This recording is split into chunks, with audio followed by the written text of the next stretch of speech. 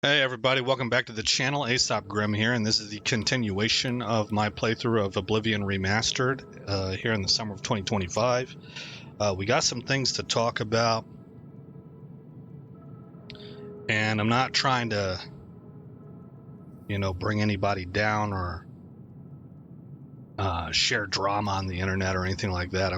But I feel like an explanation is in order. So we are going to go see if we can. Do I have money? I'll tell you what's going on here in a minute.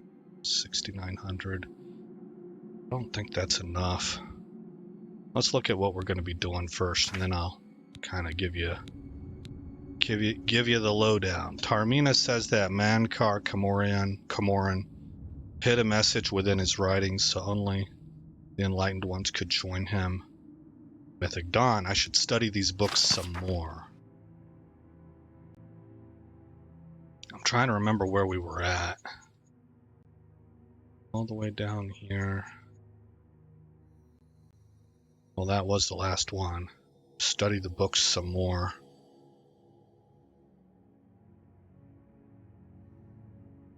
Oh, okay, we got to look at these books. All right, well, let me go ahead and explain to you what's happening here. For those of you that are following my Red Dead playthrough, and I'm going to mention this in my Red Dead episode also, just in case there's two different audience groups for those particular games. But you know by now that I meant to upload Red Dead on July 4th. I completely forgot to upload it. So then I uploaded it for Monday, but the problem was I accidentally set it for a week from now, so like next Monday. So it didn't, of course, release. And by the time I realized that, it was 8 o'clock at night. So it released, the episode that I'm talking about released on Wednesday. And that's your explanation for why it sounds like it's the 4th of July. And then I even put out a short episode saying, hey, the video's coming. It's going to be on Monday. And I wanted to give you a heads up that it sounds like, I'm wishing everybody a happy 4th. And that's because I meant to release it on the 4th. And that didn't happen. So, forgive me, I am a little bit scatterbrained here.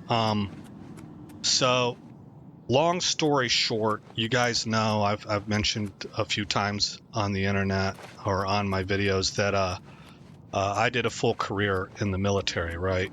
And in one part of that time, one segment, and I'm not going to get into a lot of details. I really thought about it because I thought maybe talking about it who knows who it could help in the future. But I'm in no position. I've realized I can't talk too much about this. But in one segment of my career, I through various circumstances became the head of an entire office, and my entire crew were these 8 airmen that were fresh out of tech school.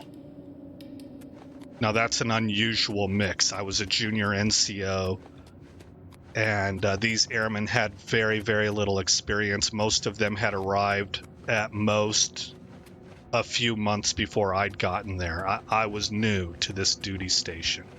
And the reason we were in this position was because the rest of the unit had to deploy. We actually caught 2 different assignments at that time. So a small part of the unit went on a special mission assignment, and the rest of the unit went on its already scheduled deployment that it was ready for to Afghanistan. So that left me, a junior NCO who had just arrived on the scene from another unit. We call it a PCS whenever you change duty stations. And these 8 airmen from tech school.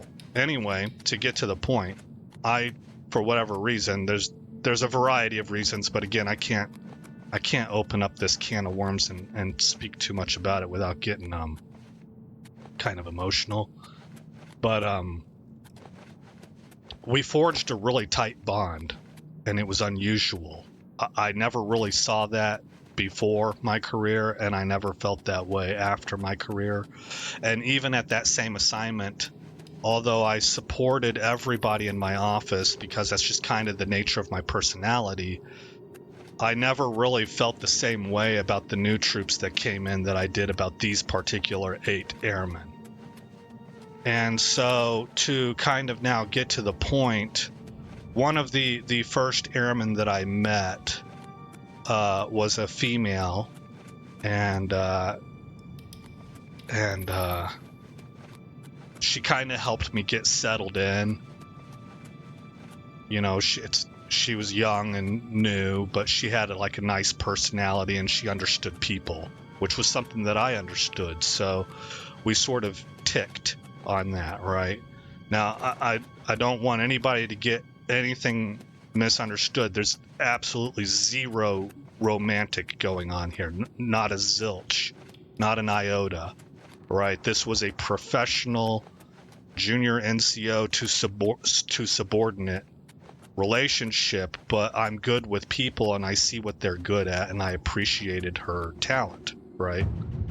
Hey, look at that. We increased in athletics because I've been running around talking to you.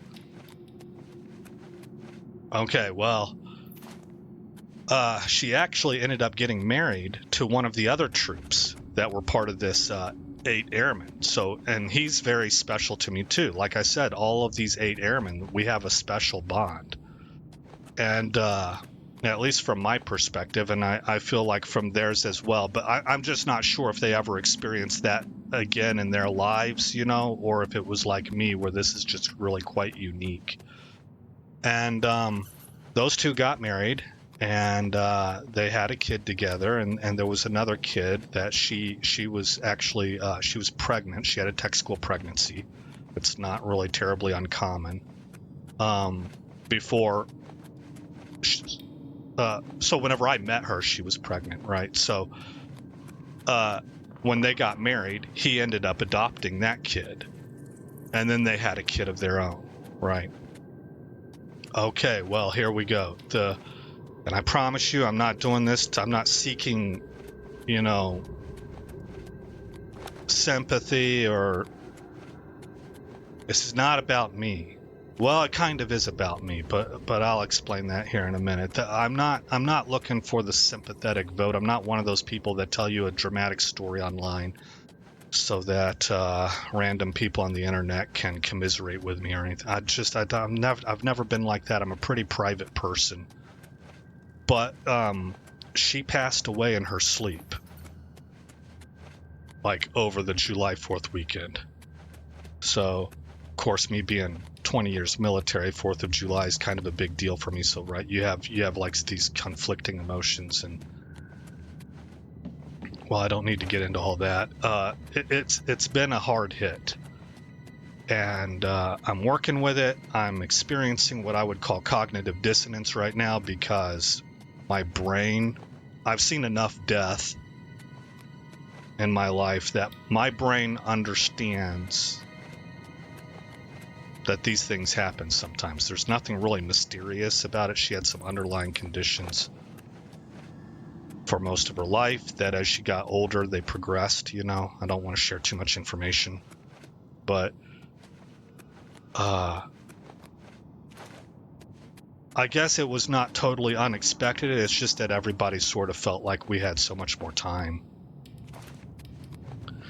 And so the cognitive dissonance happening is that my brain understands that this is the way of life and this is how things go, and there's billions of other people who have had to deal with similar or worse. I'm really happy that she passed away in her sleep. That seems like a peaceful way to go. But at the same time, because of this bond that was forged and my position in that bond as the supervisor, and kind of, you know, at that age when you're dealing with young airmen, there's a little bit of a big brother sort of protective mentality that goes with it. So the cognitive dissonance is that emotionally, no matter how little sense it makes, I keep searching for the dial to turn things back like you do with a video game. Reload an old save. None of this fits. And emotionally for me, like intellectually it makes sense. Emotionally it makes no sense at all. And it feels like something's gone horribly wrong and we need a do-over. So I can already feel myself getting pretty emotional, so we got to wrap this up.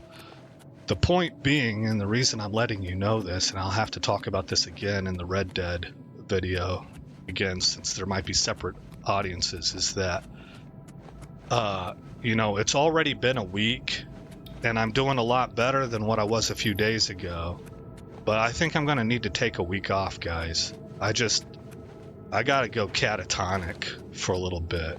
That's the best way I can describe it. I need to be able to play games without recording, without doing narration, without trying to keep up with a schedule. And I'm saying all that while at the same time telling you I might go ahead and record, because my mood could switch any day now. It's already improved quite a bit. And I could find myself in a position where I actually kind of need to be recording just to get a routine going again. So if you see videos pop up, don't think that I'm doing it out of obligation. If you see videos pop up, it's because I've decided that actually feels good, and I probably need to keep rolling with that. But a part of my personality is that it's very difficult for me to leave things unsymmetrical. Is that the right word? Unsymmetrical, or is it asymmetrical, or maybe non-symmetrical? So stopping in the middle of the week it would just continue to be a burden on my brain. It would tick in the subconscious like a clock. Tick, tick, tick. This is undone. This is undone. This is undone, right? So I'm going to go ahead and finish the week out. Because of the snafu of not getting the video uploaded last Friday for Red Dead, what that led to is I had videos ready to go for Monday, Tuesday, and Wednesday, which I'm recording this as of Wednesday. This is your Thursday episode. And so I only need to get Thursday and Friday done, and I can finish out the week and get that off of my brain so that I can take a breather and kind of just absorb all this. So I hope that's a good explanation. I really thought real seriously about going into a lot of detail on this for the sake of having something up to help others in the future on the revolving around the concepts of mental health, what's happening to me. And I did do a little bit of that explanation. I told you about the cognitive dissonance, how I'm dealing with it and stuff like that. But and in order to lay out how everything was working, I was going to really explain the nature of the relationship and go into a lot of detail. But guys, I just can't do it. So we're going to keep that part private. I think I've already said enough to be helpful towards anybody who might be dealing with something similar. So a lot of times it just helps to understand, hey, you know what? That sounds a little bit like what I'm going through. And it's just nice to know that you're not the only one who has had to figure things out on the fly for something that doesn't make sense to your heart. Okay, what are we going to do? So I'll wrap it up right there. How long did that take me? Well, that took a good 15 minutes just about. That's a lot longer than I wanted to spend on it. Red Dead might go a little faster because it'll be my second go through on that. But let's go ahead and open up the inventory and look for those books.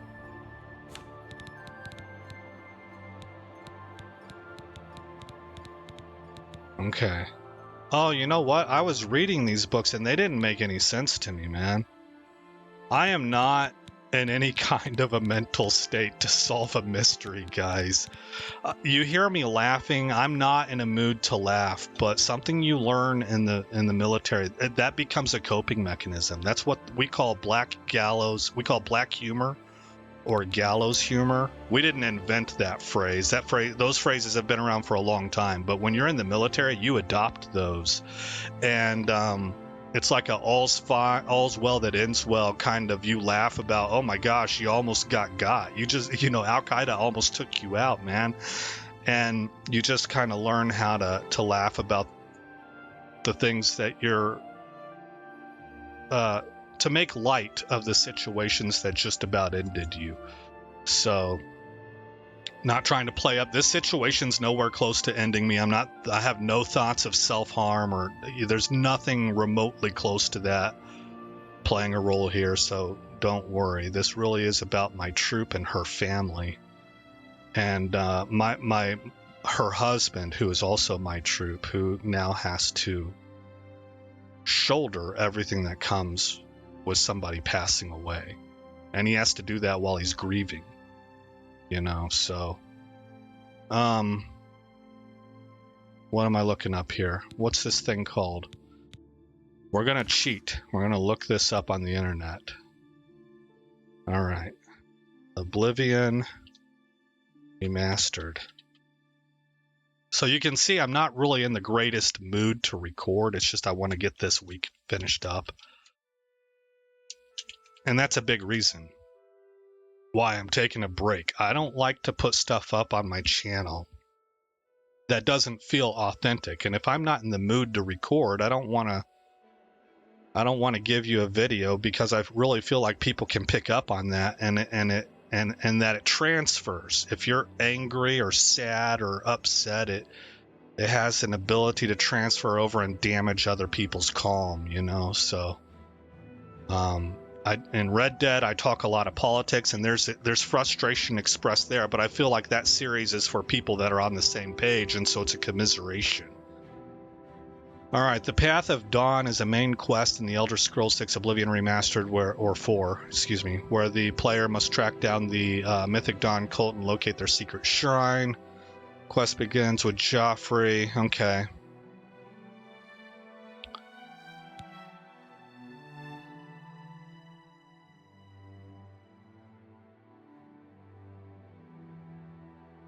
Study Mythic Dawn books. That's what I want to put on here. Study Mythic Dawn books.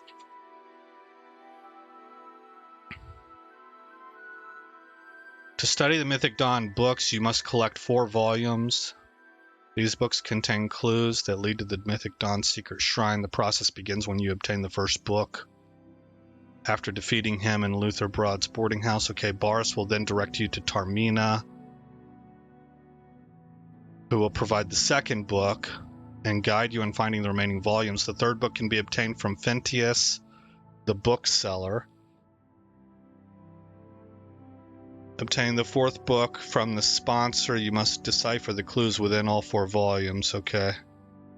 Tamriel suggests that the first word of each paragraph in the books forms a message. Green Emperor Way, where tower touches midday sun. Now that's interesting. So it's the first word. It's a cipher. That's kind of cool. You should travel to Green Emperor Way near the Imperial Tower and wait until noon for a glowing red symbol to appear, which will reveal the location of the Mythic Dawn's shrine. Completing this quest advances the storyline and grants rewards, including Mythic Dawn loot. If you are unable to read the books, you can wait 24 hours for hints, or skip the books entirely and proceed directly to the location indicated by the clue. However, reading the books is essential for fully understanding the quest and its implications. Oh, okay. Well, I guess we got to take the time to read them then, guys. Let me minimize that. We're 20 minutes in. This is going to be pretty much the duration of this video. So I know I read commentary number 1 last time. Commentary number 2. Whosoever findeth this document, I call him brother. Answers are liberations where the slaves of Malbiog that came to know Numantia cast down their jailer king, Maztiak, which the Xarxis Mysterium calls the Arcane. Maztiak, whose carcass was dragged through the streets by his own bone walkers, and whose flesh was opened on rocks thereon, was opened on rocks thereon, and those angels who loved him no longer did drink from his honeyed ichors, screaming, "Let all know free will and do as they will." Oh, that's interesting. So we're borrowing from some Christian concepts, I think, where you have angels who do the bidding of God, but they kind of like Lucifer, they've broken free and are now in the Christian story. Of course, this is a rebelliousness. This is, the angels have always had a will. It is out of obedience that they honor God, and Lucifer broke ties with that and took a third of heaven's angels with them, and they were cast out of heaven. This one here looks to be, it's like they took that element and spun a mythology off of it, coming from the perspective of the angels who broke ranks. So instead of seeing it as rebellion, it's being seen as a liberation. Let all know free will and do as they will. Your coming was foretold, my brother, by the Lord Dagon in his book of razors. You are to come as idols drop away from you one by one. You are to come as idols drop away from you one by one. Okay, so only one God, right? You are exalted in eyes that have not yet set on you, you, swain to well-traveled, to shatterer of mantles. You, brother, are to sit with me in paradise and be released of all unknowns. Right, there's that Gnosticism again. Indeed, I shall show you his book in its foul and many-feathered rubric, so that you can put into symbols what you already know. The sphere of destruction is but the milk of the unenslaved. Okay, so you have like a hell-like landscape. That's the Oblivion gates that we're going through, and they're saying that is the milk of the unenslaved, so you've broken free from your shackles. I fault not your stumbling, for they are expected and given grace by the oils. I crave not your downfalls, though without them you might surpass me, even in the coming earth of all infinities. Lord Dagon wishes you no ills, but the momentous, and as he wants, you must want, and so learn from the pages of God this, the ritual of want. Whisper to earth and earth, where the meddlers take no stones except to blood, as blood is blood, and to the cracking of bone, as bone is bone. And so to crack and answer and fall before the one and one, I call you dragon, as I wonder if that's supposed to say Dagon, as brother and king. Maybe this is a rank. Hides of Driug, 7 and 7, draft of oil. 1 and 1, circles drawn by wet Dibelites. So this is the goddess Dibella. 3 concentric, and let their lower blood fall where it may, a birth watched by blackbirds. Hearth fire first. Incant the following when your hearing becomes blurred. Enraptured, he who finally goes unrecorded, recorded the slaves that without knowing turn the wheel. Enslaved, all the children of the Arbus as it is. So it looks like you have a cycle happening here. Oh no, I'm sorry. It's not a cycle. It's a progression from enraptured to recorded. All right, these are two different categories because the enraptured become unrecorded, and the recorded are the ones that are still enslaved. And without knowing, they turn the wheel. So this is like the wheel of time, I guess, or the wheel of fate. And then enslaved all the children of the Obris as it is. Okay.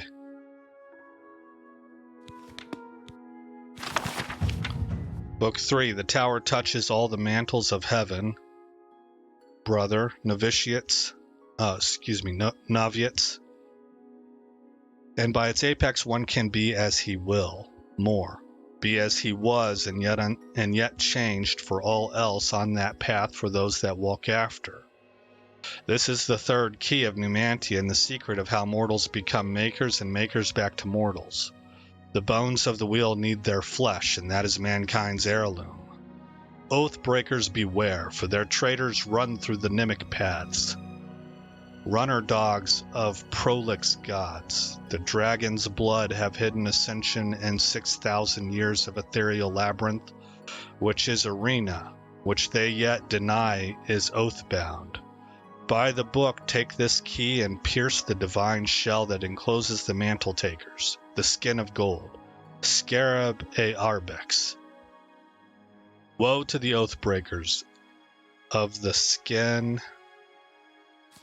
of gold. The Xarxis Mysterium says, be fooled not by the forlorn that ride astray the roadway, for they lost faith, and this losing was caused by the Aedra.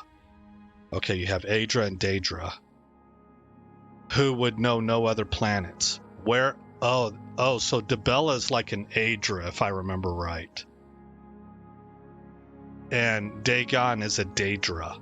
The Daedra are the ones that broke away, I believe.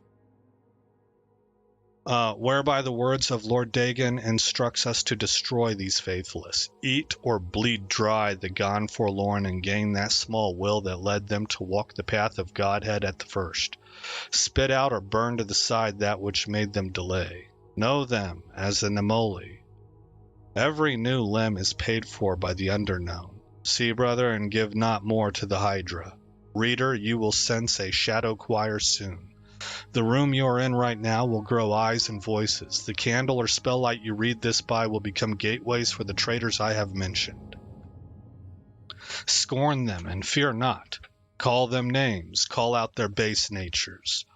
I, the Mankar of Stars, am with you, and I come to take you to my paradise where the tower traitors shall hang on glass racks until they smile with the new revolution. Wow, that's some pretty disturbing kind of like you're in prison forever imagery. That is your ward against the Nemali. They run blue through noise and shine only when the earth trembles with the eruption of the newly mantled. Tell them, go, Gartak Ai, Neem, God has come, Numi Morad, Num Dale Neem. So I would imagine this is Elvish. Once you walk in the mythic, it surrenders its power to you. Myth is nothing more than first wants. Unutterable truth. Ponder this while searching for the fourth key. Understood laws of the arcanature will fall away like heat. The first tower dictate. Render the mutant bound where he may do no more harm. As God of the Mundus alike shall be his progeny split from their divine sparks. Oh, wow. We are 8x8 exarchs. Let the home of Padme see us as sole exit. Chim, those who know it can reshape the land. Witness the home of the Red King once jungled. He that enters paradise enters his own mother. E Almaruma, the Arbus endeth in all ways. Endeth we seek through our dawn, all endeth. Falter now and become one with the wayside orphans that feed me. Follow and I shall adore you from inside. My first daughter ran from the Dagonite road. Her name was Ruma, and I ate her with no bread, and made another which learned. And I loved that one, and blackbirds formed her twin behind all time. What happened here? The wayside orphans that feed me. Follow, and I shall adore you from inside. My first daughter ran from the Dagonite road. Her name was Ruma, and I ate her with no bread, and made another. So he consumed one child and used that to make another, is what it sounds like. Weird. Starlight is your mantle, brother. Wear it to see by, and add its light to paradise. Okay. And then the last one. May the holder of the fourth key know the heart thereby. The Mundex terrain was once ruled over solely by the tyrant trio kings, each to their own dominion, and border wars fought between their slave oceans. They were akin to the time totems of old, yet evil, and full of mockery and profane powers. No one that lived did so outside of the sufferance of the Dreugs. I give my soul to the Magnagi, saith the joyous in paradise, for they created Mehrunes the Razor in secret, and the very bowels of Lys, the domain of the upstart who vanishes. Though they came from diverse waters, each get shared sole purpose to artifice a prince of good, spinning his likeness in random swath and imbuing him with Oblivion's most precious and scarce asset, hope. Deathlessly I intone from paradise, Mehrunes the thief-taker, Mehrunes God's body, Mehrunes the red arms that went up, Numantia liberty. Deny not that these days shall come again, my novitiates. For as Mehrunes threw down Lys and cracked his face, declaring each of the 19 and 9 and 9 oceans free, so shall he crack the serpent crown of the Cyrodiils and make federation. All will change in these days as it was changed in those, for with by the magic word Numantia a great rebellion rose up and pulled down the towers of Chemelgarjig, and the Templars of the upstart were slaughtered, and blood fell like dew from the upper wards down to the lowest pits, where the slaves with maniacal faces took chains and teeth to their jailers, and all hope was brushfire. Your dawn listens, my lord. Let all the Orbis know itself to be free. Mehrunes is come. There is no dominion save free will. Sons were given as your red legions moved from Lys to the hinterlands of Chill. A legion for each Get and Kuri was thrown down, and Joff was thrown down, and Hormagail was crushed with cold salt, and forevermore called Hor. And so shall it be again under the time of gates. Under the mires, Malbioge was thrown down, that old city of chains, slaked in new bone warmth and set free. Gaug and Morgaug were thrown down together in a single night of day, and shall it be again under the time of gates. Nothing but woe for Nirn, which has become the pit, and 7 curses on its Dreug, the Varme Nimach. Okay, so a Dreug must be like a ruler, or a mayor, or something like that. But for it, the crusades would be as my lord's creation. Get by the Gi and do as thou wilt, of no fetters but your own conscience. Know that your hell is broken, people of the Arbis, and praise the Numantia, which is liberty. Okay. So where to go? Where? Green Emperor Way, where tower touches midday sun. Okay. Well, I read all those books and it didn't make a lot of sense to me. I have kind of a gist that there's this age-old war that happened a long time ago.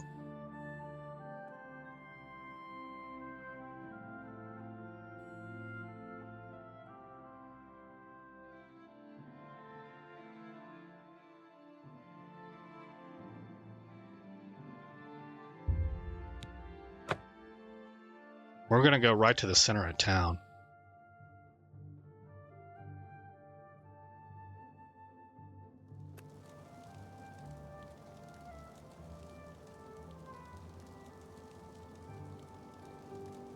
Near the Imperial Tower, and wait until noon for a glowing red symbol to appear, which will reveal the location of the mythic Dawn's Shrine.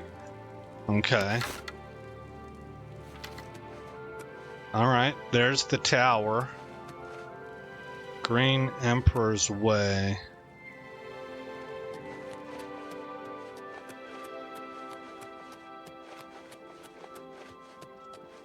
Remember, trespassing in the Imperial Palace is a serious crime.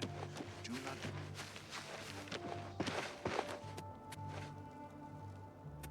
How can I find out which of these is Green Emperor's Way?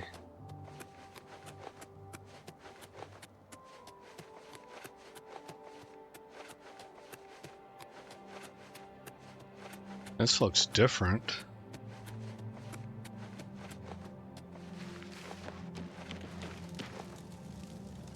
Trentius Family Mausoleum, okay.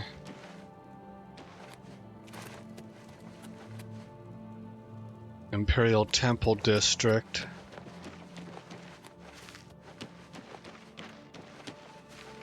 Tomb of Prince Tamriel.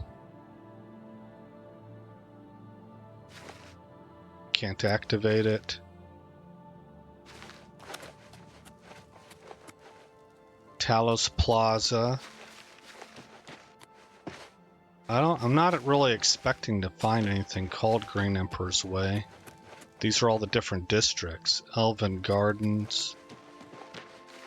Maybe that would be it. Gardens, green. Hi there! Windora Market District. Okay.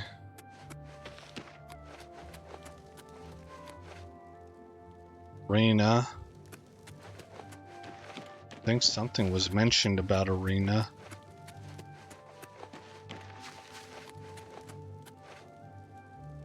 Arboretum also could be associated with green.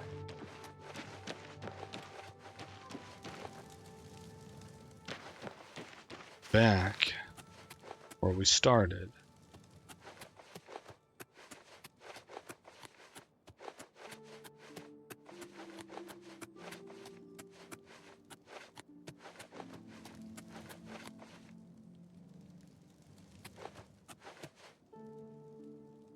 Okay, let's go ahead and wait some time.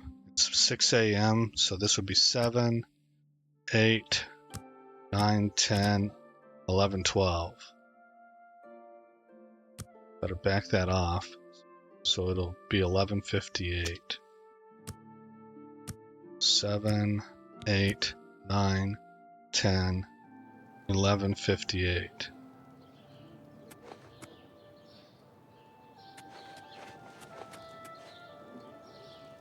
Arboretum.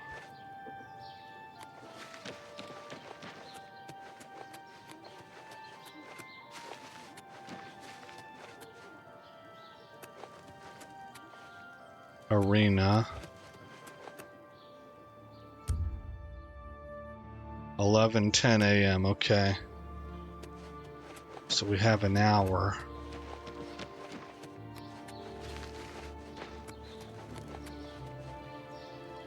I don't think it would be the market.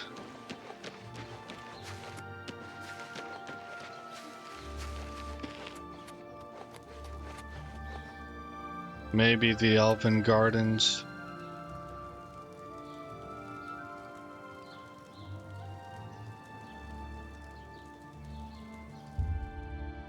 1126.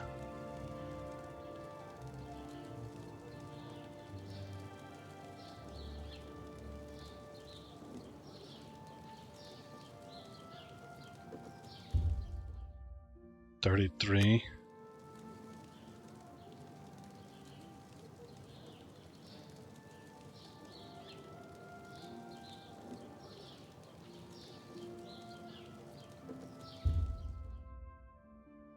$9.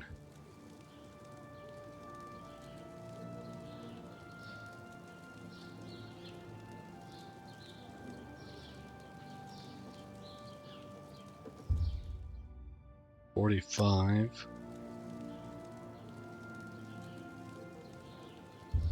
We at 50, not quite.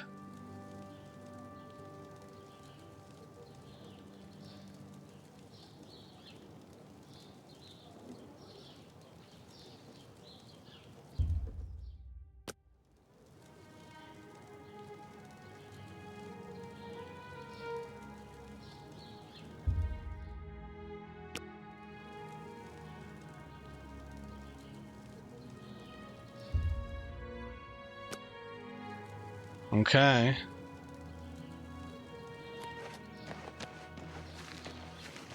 You should be able to see a red light.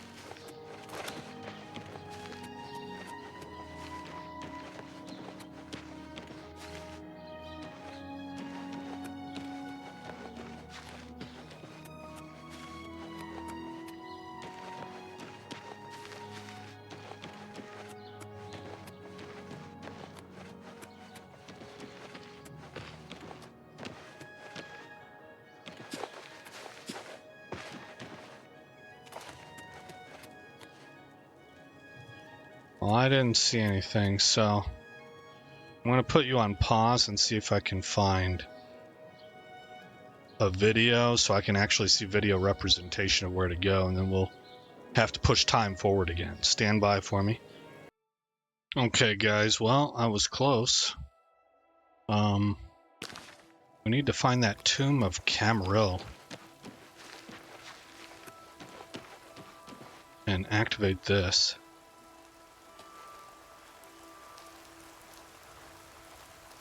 Okay, and it won't let me because we're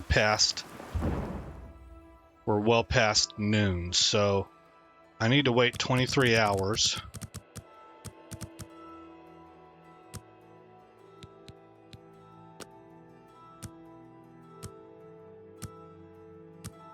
Hopefully this works.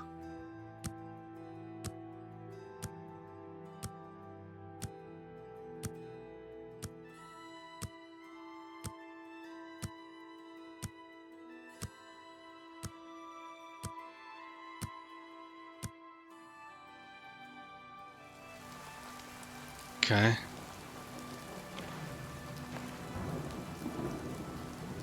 So this will glow red at noon, which it was red for me, but it was not letting me activate it. And that's funny because I was right here. I was just on the wrong side earlier. 11:48. Oh, and it's red. Okay. I have followed the clues hidden in the 4 volumes written by Mankar Camoran to a gravestone in Green Emperor Way. At noon, a map of Cyrodiil appeared on the gravestone with the location of the Mythic Dawn's shrine marked on it. I need to find my way into the shrine and locate the Amulet of Kings. Okay, so that's the next part of the quest then. So we're at about 45 minutes. And we're going to call it an episode right here, guys. So you now know why, videos were being released on the wrong days and stuff like that. It's because my headspace is scattered, and I'm really distracted, and I wouldn't say I'm going through the grieving process. I think I've already been through that. This is just more, I guess, letting reality sort of sink in and and moving forward in a more functional, normal way, which I can already sense is coming. But like I said, I need to take about a week. We'll end the episode with this. One of the things that's going to help me out here, I think, remember I told you earlier I needed to be able to go kind of catatonic for a little bit, where I can sit down and watch movies or cruise the internet or play games without the idea of narrating a video and or adhering to a schedule, right? I need to be able to just disappear and submerge myself into something and kind of let my brain just relax, you know, and enter into something that's comfortable is kind of how I would describe it. Well, one of the things that I can do is what is it now? I've really been thoroughly enjoying learning about AI, and I have finally, I don't know if you guys watched I think it was one of my Red Dead videos where I was talking about how the way that I tend to learn and how I think is what I call sitting in the stew. I'm much less math oriented. And whenever I say that, I mean that conceptually also. I'm not nearly as logic oriented in my learning methods as some of you are. I feel like that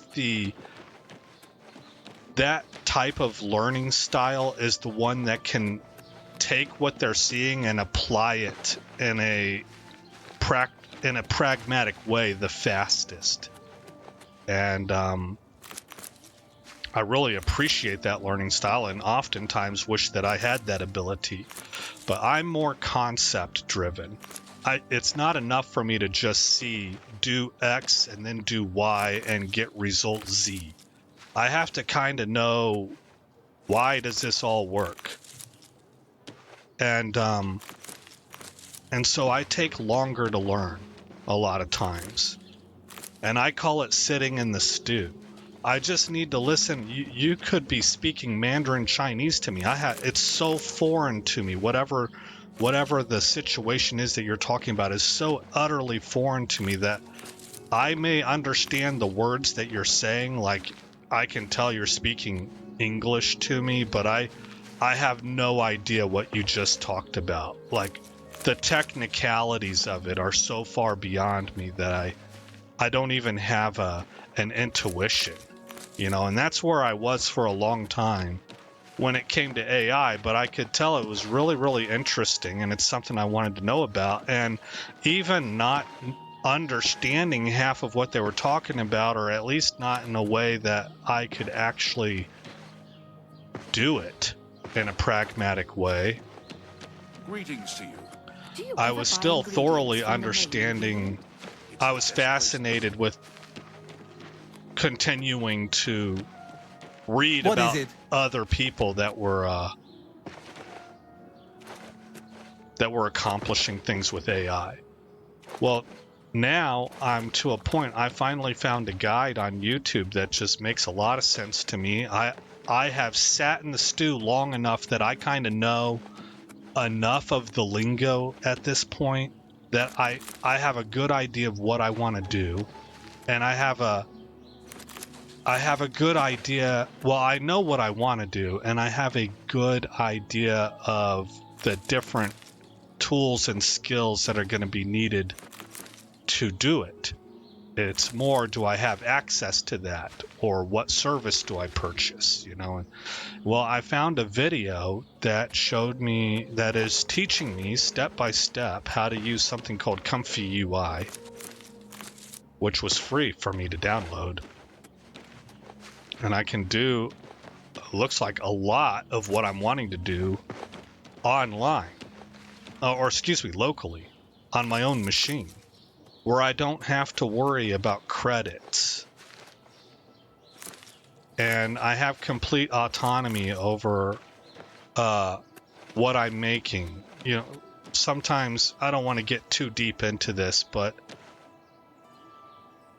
you might be prevented from a certain prompt because it contains trigger words in it due to people using those same words to produce horrifying results. I'm going to leave it at that.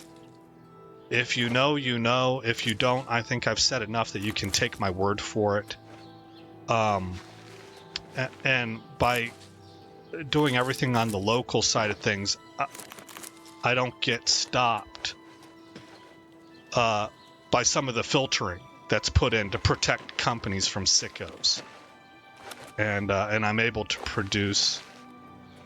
Well, and some of this is forecasting on my part. I've really not gotten to a point where I'm producing the kinds of stuff I want to do for making, for example, like a little 2-minute short story recap of what our character has accomplished so far. I haven't gotten to that point yet. I'm kind of learning how to do that through arbitrary examples. Anyway, I got to shorten that conversation too, because there's enough going on there and my brain's just not very focused right now. So the material is new to me, and I'm having a hard time describing what I'm talking about without coming off sounding like a potential weirdo. And I don't want that to happen. But suffice it to say, I have found a guide that teaches me some of the core things that I've been needing to know how to do, and I'm real appreciative of that. And I can use that as a way to kind of just sort of recover from this shocking news that I'm having to deal with. And so it kind of kills two birds with one stone. And by taking next week off, I think I'll be good to go. And you may even see videos up next week. So like I said, if you do, don't be alarmed. Don't be worried. Don't think that I'm doing it out of any sense of obligation or anything like that. If you see videos next week, it's because I decided that's what I needed to do to kind of just as part of, what would you call that? Like,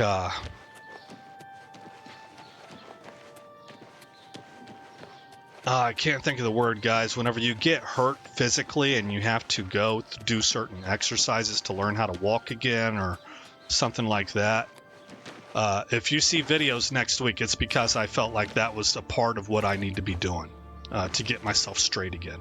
So there you go. We're at about 52 minutes now. This is probably the longest explanation, the most thorough one. I would imagine that whenever I talk about it again in Red Dead, which I think will be tomorrow. I just don't have it in me to record another episode today. This is going to be it for today.